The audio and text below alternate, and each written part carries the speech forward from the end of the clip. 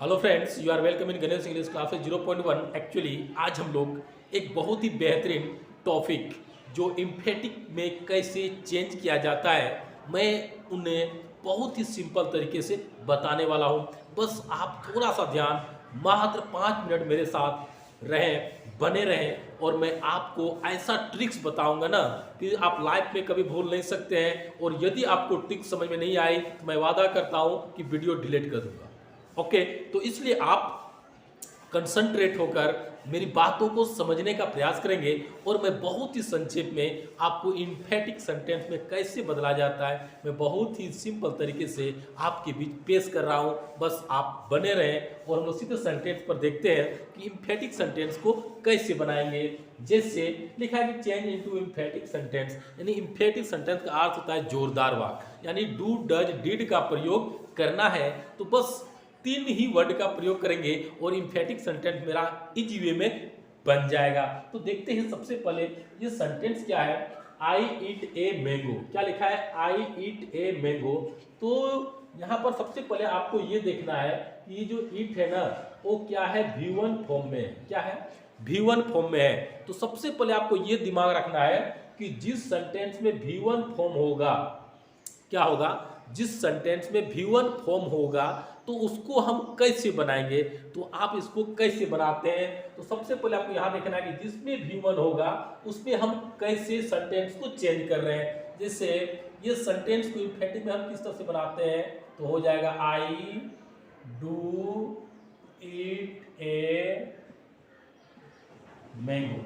तो आपको दोस्तों ये समझना है कि जहां पर भी V1 फॉर्म आपको देखने को मिल रहा हो सेंटेंस में, तो वहां पर क्या करना, सब्जेक्ट के बाद डू लगा देना, आपका आंसर बन जाएगा। कोई भी सेंटेंस हो जहां पर V1 आपको देखने को मिला तो क्या करना है, तो सब्जेक्ट के बाद यानी जो भी सब्जेक्ट होगा उनके बाद आप डू लगा देंगे और सेंटेंस को पूरा का पूरा लिख देंगे, आपका सेंटेंस बन जाएगा। नेक्स्ट है ही ईट्स ए मैंगो।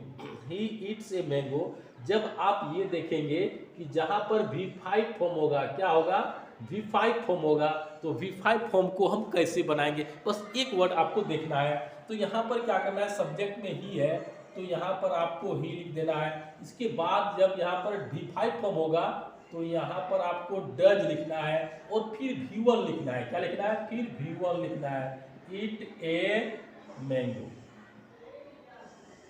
तो समझ में आ गया होगा कि जहां पर भी सेंटेंस में क्या V5 फॉर्म होगा तो V5 फॉर्म को क्या करेंगे, डज में बदलेंगे और फिर ये जो V5 है इसको V1 में बदलेंगे और इस तरह से कोई भी सेंटेंस होगा आपका 100% सही होगा, 100% सही होगा। नेक्स्ट देखते हैं कि यू एट ए मैंगो, जहां पर V2 फॉर्म होगा, जहां पर V2 फॉर्म होगा, कोई भी सेंटेंस होगा सिर्फ V2 फॉर्म होगा, उसको देखना है। तो उसको कैसे बनाएंगे, तो उसको हम सबसे बनाएंगे, सबसे पहले जो भी सब्जेक्ट है उसको लिख देंगे यू, इसके बाद क्या लिखेंगे, डीड लिखेंगे, यू डू डीड, फिर V1 में लिखेंगे ईट ए मैंगो। तो आपको ये समझ में आ रहा होगा, जहां पर भी V2 फॉर्म देखेंगे वहां पर क्या करेंगे, डीड का प्रयोग करेंगे और फिर V1 का प्रयोग करेंगे, फिर जो भी रहेगा आपका वो उतार देंगे, सेंटेंस आपका बन जाता है। ये प्लीज हेल्प मी, तो जहां पर भी प्लीज देखे, जहां पर भी सेंटेंस में इम्फेटिक बना रहे हैं और प्लीज शब्द आ गया तो सबसे पहले आप क्या करेंगे, देखते हैं कैसे बनता है। तो सबसे पहले आपको यहां लिखना है प्लीज, प्लीज लिखिए, इसके बाद यहाँ पर डू लगा देना है। क्या लगा देना है, डू लगा देना है। तो प्लीज डू हेल्प मी, ये आंसर आपका बन के तैयार है। ठीक है दोस्तों, तो आप क्या करेंगे, प्लीज के बाद क्या करेंगे, डू का प्रयोग करेंगे, यानी ये प्लीज जो लिखे इसके बाद आप डू लगा देंगे और सेंटेंस को बना देंगे। कोई तू में नहीं करना है, बस प्लीज वर्ड के बाद डू लगा देना है, आपका एम्फेटिक सेंटेंस बन के रेडी है। अगला है काइंडली पोस्ट द लेटर।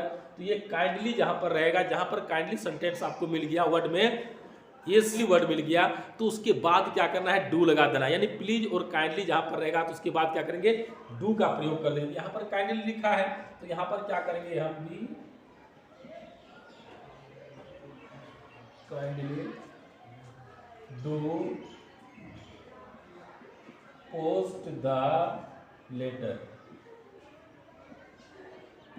तो जहां पर भी आपको ये काइंडली मिले या तो प्लीज मिले, काइंडली या प्लीज जहां पर मिले तो उसके बाद क्या करना है, आपको डू लगा देना है और सेंटेंस जैसे लिखा है वैसे आपको उतार देना है। ये सेंटेंस आपका बन के तैयार है। अगला देखेंगे हम लोग, ये लिखा है कम हियर। क्या लिखा है? Come here. ये जो सेंटेंस है वो इम्परेटिव सेंटेंस है। इम्परेटिव सेंटेंस, जो भी इम्परेटिव सेंटेंस होगा तो उसको कैसे बनाएंगे? तो हम बोल सकते हैं इम्परेटिव सेंटेंस जो भी होगा उसके साथ हम कैसे बनाएंगे। इम्परेटिव सेंटेंस को सिंपल में हम समझ सकते हैं कि वो क्या होगा, ज़्यादातर क्या होगा, V1 से प्रारंभ होगा। वो सेंटेंस क्या होगा, V1 से प्रारंभ होगा। तो वैसे सेंटेंस को आदेशात्मक होगा, तो ऐसे सेंटेंस को हम इम्परेटिव सेंटेंस कहते हैं, आज्ञासूचक वाक्य कहते हैं। तो इसके बनाने के लिए सबसे पहले क्या करें, डू लिखना है और जो लिखा गया सेंटेंस का पार्ट है उसको जोड़ देना है, सेंटेंस आपका बन जाएगा। जैसे कम हियर, तो क्या लिखेंगे, सबसे पहले आपको डू लिखना है, डू, और जो लिखना है ना कम हियर है, तो ये कम हियर आप क्या करेंगे, यहाँ पर आप इसको जोड़ देंगे तो ये सेंटेंस क्या हो जाएगा, आपका बन जाएगा। तो टू कम हियर, ये सेंटेंस क्या हो गया, आपका बन के तैयार है। दोस्तों अगला देखेंगे, जैसे यहाँ लिखा है I have a book, I have a book, जहाँ पर ये हैव आपको मिल जाए, ठीक है, जहाँ पर भी सेंटेंस में आपको ये हैव का प्रयोग हो गया हो तो उसे हम कैसे बनाएंगे। तो सबसे पहले आपको ये देखना है कि आई हैव ए बुक, सबसे पहले आई लिखेंगे और यहाँ पर हम डू का प्रयोग करेंगे, फिर हैव ए बुक और ये फुल स्टॉप आपका सेंटेंस है। यानी हैव के बाद क्या होगा, ये यानी ऐसा सेंटेंस होगा तो यहाँ पर क्या करेंगे, सब्जेक्ट के बाद हम डू का प्रयोग करेंगे और फिर जो लिखा है उसको सेंटेंस में बना देंगे, आंसर बन जाएगा। नेक्स्ट है सी हैज ए पेन, जब ये हैज का प्रयोग आएगा ना तो उसको कैसे बनाते हैं। तो सबसे पहले सी लिखेंगे, इसके बाद डज लिखेंगे, यानी हैज वाला सेंटेंस होगा तो सी डज, फिर इसको हैव ही लिखेंगे, हैव ए पेन।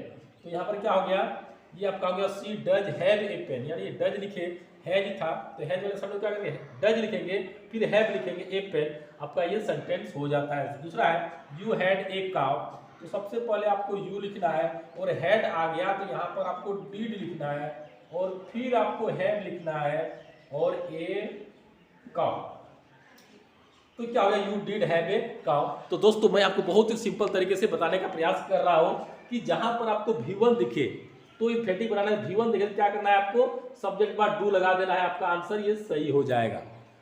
कुछ भी सेंटेंस होगा लेकिन ये दिमाग में आपको रखना है, V1 रहेगा तो वहां पर सब्जेक्ट के बाद डू लगा देना है। जहां पर V5 रहे तो क्या करना, सब्जेक्ट के बाद डज लिखना है और डज लिखने के बाद फिर V1 लिखना है और जो पार्ट है उसको आपको जोड़ देना है। नेक्स्ट है जहां पर V2 आपको दिखे तो क्या करना है, सब्जेक्ट लिखना है, डीड लिखना है और डीड के बाद पुनः V1 लिखना है और V1 के बाद जो शेष पार्ट है उसको यहाँ पर हमको लिख देना है। प्लीज और काइंडली जहाँ पर मिले तो प्लीज और काइंडली के बाद आपको डू लगा देना है। देखते हैं कि यहाँ पर मैंने क्या किया, डू का प्रयोग किया, यहाँ पर मैंने डू का प्रयोग किया, यानी प्लीज और काइंडली जहाँ पर रहे तो उसके बाद क्या करेंगे, डू प्रयोग करेंगे और जो भी पार्ट है सेंटेंस का उसको आपको जोड़ देना है तो सेंटेंस का बन जाएगा। नेक्स्ट है कम हियर, या तो bring a glass of water, या तो स्टैंड अप, या तो सिट डाउन, इस तरह से कोई भी इम्परेटिव सेंटेंस होगा। तो इम्परेटिव सेंटेंस में हम क्या करेंगे, तो सबसे पहले आपको डू जोड़ना है। क्या करना है, सबसे पहले डू जोड़ना है और ये जो पूरा पार्ट है ना, ये पूरा पार्ट को यहाँ पर आपको जोड़ देना है। तो सबसे इजी है कि डू जोड़ना है प्लस ये जो पार्ट दिया उसको लिख देना है। तो do come here, do bring a glass of water, do stand up, do come here, do sit down. तो जो भी हो वहाँ पर आप डू प्लस दिया गया सेंटेंस को जोड़ देंगे तो ये सेंटेंस आपका बन जाता है। नेक्स्ट है आई हैव ए बुक, जहां पर आपको हैव दिखे तो वहां पर क्या करेंगे, सब्जेक्ट के बाद डू लगाएंगे और फिर हैव ए बुक को जोड़ देना है। जैसे I do have a book, यानी हैव वाला में क्या करेंगे, इसके पहले डू लगा देंगे, यानी सब्जेक्ट के बाद डू लगा देंगे और हैव ही लिखेंगे और ये सेंटेंस को जोड़ देंगे, आपका बन जाएगा। नेक्स्ट है सी हैज ए पेन, तो सी हैज ए पेन जब हैज दिखे आपको तो क्या करना, सी डज लिखना है और डज लिखने के बाद पुनः हैव लिखना है और फिर उसको बनाना है, यानी हैज वाला में डज प्लस हैव का प्रयोग करके इसको जोड़ना है। दूसरा बात है कि यू हैड ए काउ, तो यू हैड, जब यहाँ पर आपको हैड दिखे तो क्या करना है, डिड लिखना है और डिड लिखने के बाद पुनः हैव लिखना है और जो पार्ट है उसको आपको जोड़ देना है। तो you did have a cow. तो दोस्तों आपको ये समझ में आ गया होगा और मुझे उम्मीद है कि आप इस प्रकार के सेंटेंस को लाइफ में कभी भूल नहीं सकते हैं और आप प्रयास करते रहें। और बस मैं जो बताया आपको थोड़ा सा ध्यान देंगे तो लाइफ में फिर आपको एम्फेटिक सेंटेंस से कोई प्रॉब्लम नहीं होगा, कभी आप पढ़ने की कोई आवश्यकता नहीं है। तो दोस्तों आप बने रहे मेरे चैनल में और फिर अगले वीडियो में हम लोग मिलते हैं एक नए टॉपिक के साथ। तब तक के लिए थैंक्स, बाय।